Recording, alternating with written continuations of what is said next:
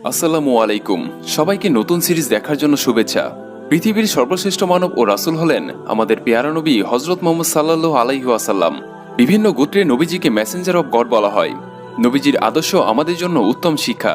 আশা করি আপনি এই সিরিজের প্রত্যেকটি পার্ট দেখবেন, অনেক কিছু জানতে ও শিখতে পারবেন ইনশাআল্লাহ। একদা মহানবী হযরত মুহাম্মদ সাল্লাল্লাহু আলাইহি সাল্লাম দাঁড়িয়ে আল্লাহর যথাযোগ্য প্রশংসা করলেন। অতঃপর দাজ্জালের আলোচনা করতে গিয়ে তিনি বললেন, আমি তোমাদেরকে তার ফিতনা থেকে সাবধান করছি। সকল নবী তাদের উম্মতকে দাজ্জালের ভয় দেখিয়েছেন, কিন্তু আমি তোমাদের কাছে দাজ্জালের একটি পরিচয়ের কথা বলবো যা কোনো নবী তার উম্মতকে বলেননি। তা হলো দাজ্জাল অন্ধ হবে, আর আমাদের মহান আল্লাহ অন্ধ নন। নওয়াজ বিন শামান রাদিয়াল্লাহু তাআলা আনহু বলেন, একদা রাসূল সাল্লাল্লাহু আলাইহি সাল্লাম সকালবেলা আমাদের কাছে দাজ্জালের বর্ণনা করলেন। তিনি তার ফিতনাকে খুব বড় করে তুলে ধরলেন। বর্ণনা শুনে আমরা মনে করলাম যে নিকটস্থ খেজুরের বাগানের পাশেই হয়তো দাজ্জাল অবস্থান করছে। অতঃপর আমরা রাসূল সাল্লাল্লাহু আলাইহি সাল্লামের নিকট থেকে চলে গেলাম।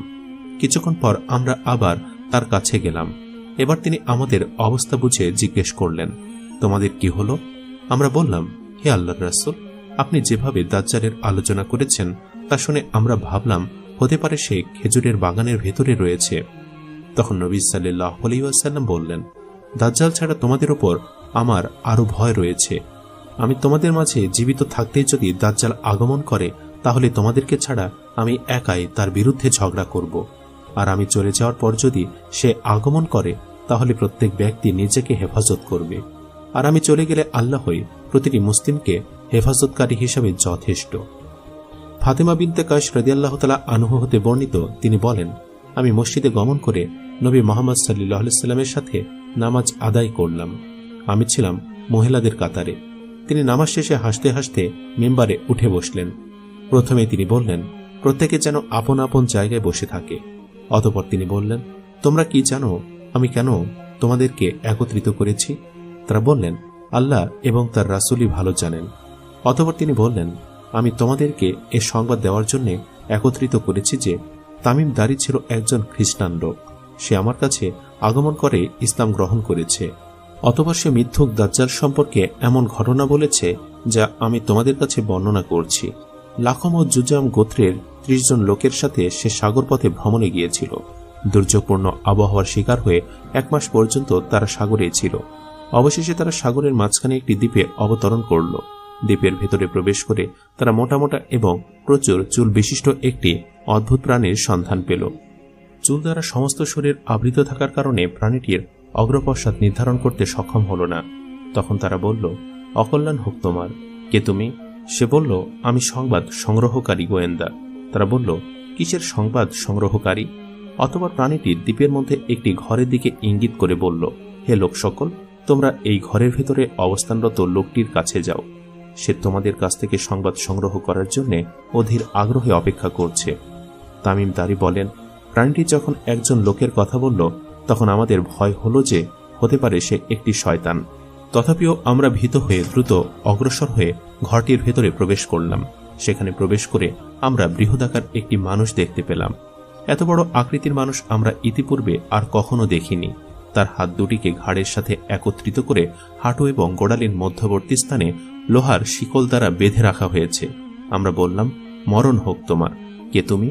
সে বলল, তোমরা আমার কাছে আসতে সক্ষম হয়েছ, তাই আগে তোমাদের পরিচয় দাও। আমরা বললাম, আমরা একদল আরব মানুষ নৌকায় আরোহণ করলাম। সাগরের প্রচণ্ড ঢেউ আমাদেরকে নিয়ে ১ মাস পর্যন্ত খেলা করল। অবশেষে তোমার দ্বীপে উঠতে বাধ্য হলাম।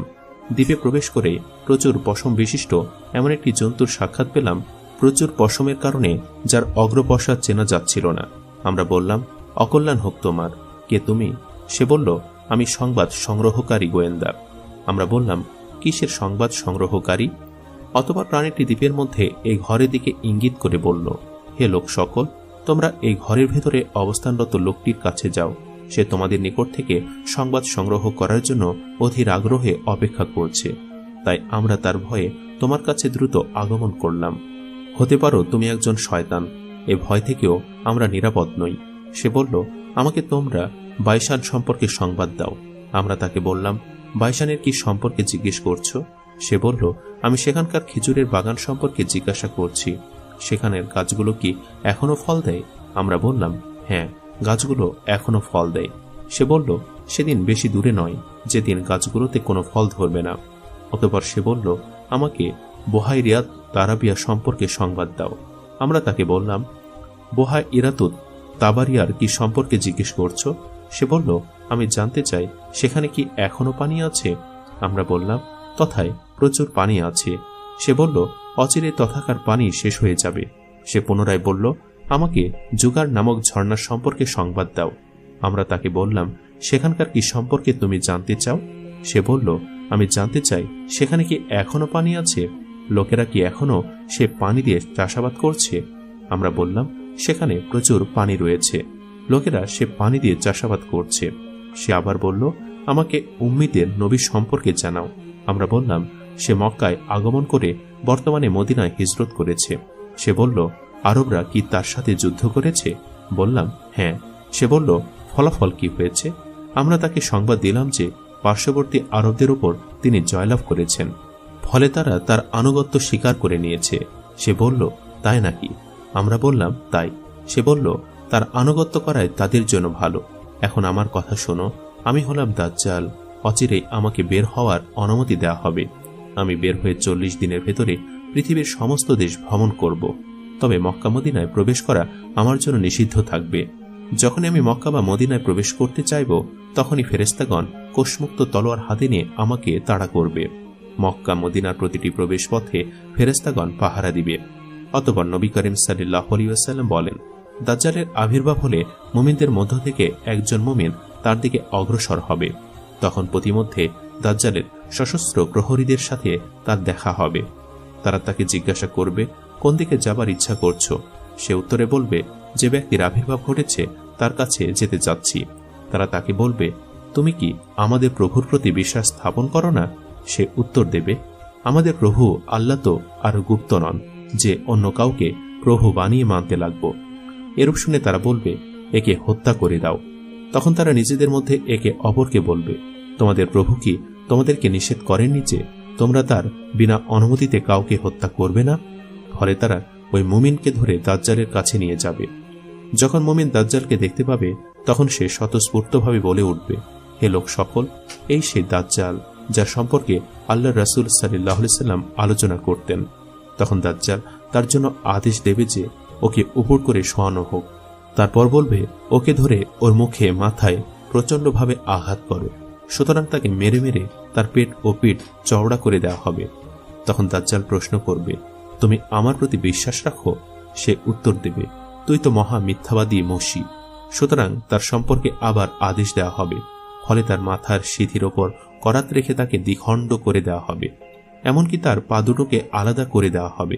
তারপর দাজ্জাল তার দেহ খণ্ডদ্বয়ের মাঝখানে হাঁটতে থাকবে এবং বলবে, উঠো। সুতরাং মুমিন উঠে সোজা হয়ে দাঁড়িয়ে যাবে। দাজ্জাল আবার তাকে প্রশ্ন করবে, তুমি কি আমার প্রতি ঈমান আনছো? সে জবাব দেবে, তোর সম্পর্কে তো আমার ধারণা আরো দৃঢ় হয়ে গেল। তারপর মুমিন বলবে, হে লোক সকল, আমার পরে ও অন্য কারো সাথে এরূপ নির্মম আচরণ করতে পারবে না। সুতরাং দাজ্জাল তাকে জবেহ করার মানুষে ধরবে, কিন্তু আল্লাহ তার ঘাড় থেকে কণ্ঠাস্থি পর্যন্ত তামায় পরিণত করে দেবেন। ফলে দাজ্জাল তাকে জবেহ করার কোনো উপায় খুঁজে পাবে না। তারপর তার হাত পা ধরে ছুঁড়ে ফেলে দেবে। তখন লোকে ধারণা করবে যে সে তাকে আগুনে নিক্ষেপ করল, কিন্তু বাস্তবে তাকে জান্নাতে নিক্ষেপ করা হবে। অতঃপর রাসূলুল্লাহ সাল্লাল্লাহু আলাইহি ওয়াসাল্লাম বললেন, বিশ্ব চরাচরের পালনকর্তার নিকট ওই ব্যক্তি সবার চেয়ে বড় শহীদ।